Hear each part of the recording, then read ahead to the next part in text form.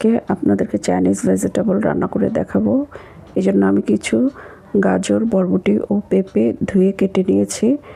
এগুলো আমি ফুটন্ত গরম পানিতে 1 টেবিল স্পুন ভিনেগার ও হাফ টি স্পুন লবণ দিয়ে 5 মিনিটের জন্য সিদ্ধ করে নিব।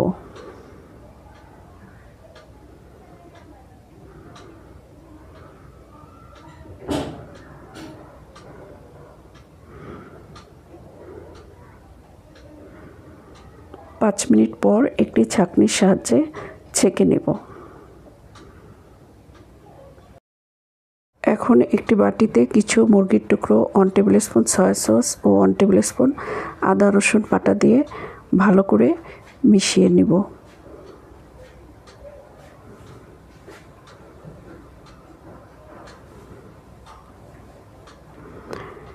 এখন চুলাতে একটি কড়াই দিয়ে দিব।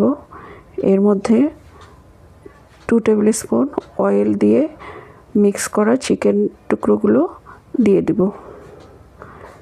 চিকেনের টুকরোগুলো দিয়ে 2 মিনিটের মতো ভেজে নিব।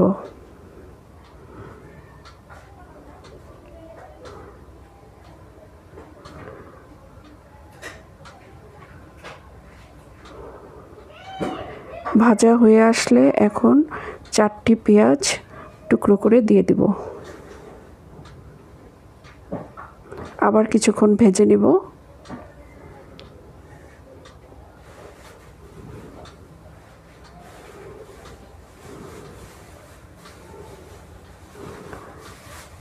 এখন সিদ্ধ করা সবজিগুলো দিয়ে আবার কিছুক্ষণ ভেজে নেব।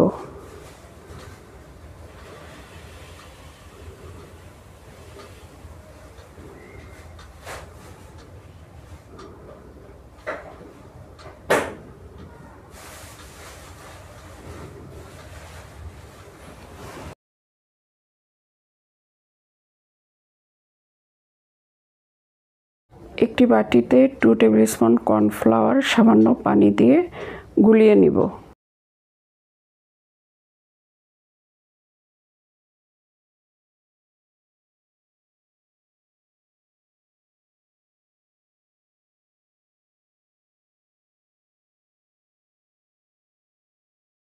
সবজিগুলো ভাজা হলে আমি 1.5 কাপ পানি দিয়ে সিদ্ধ করে নেব।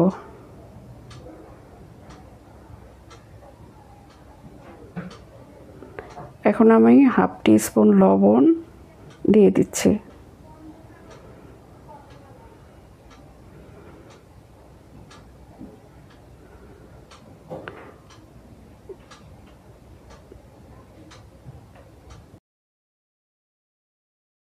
কিছুক্ষণ পর 3টি কাঁচামরিচ দিয়ে দেব।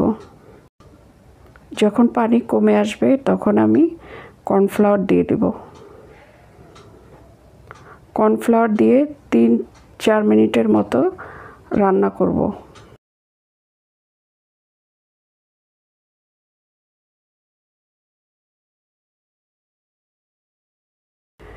এখন আমার সবজিটি হয়ে এসেছে।